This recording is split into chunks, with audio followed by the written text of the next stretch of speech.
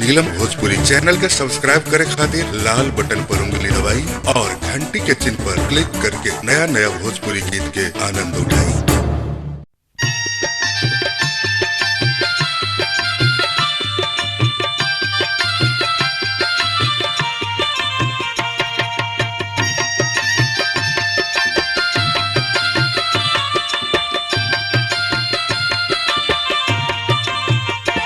रूपवा के तोहर देखने अइलू जे बान ठन के, रूपवा के तोहर देखने अइलू जे बान ठन के, सोरहो सिंगार कैलू है, सोरहो सिंगार कैलू चूड़िया तोहार ठन के, रूपवा के तोहर देखने अइलू जे बान ठन के।